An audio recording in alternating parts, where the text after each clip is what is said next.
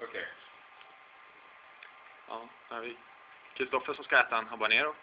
Oj, shit. Fan, för fan. Ser bra ut. Försök inte göra mamma med det.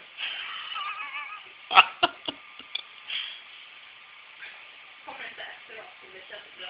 Du darrar lite väl lätt. Det Det är kommer ju... starkt alltså. Och där. En till. Nej.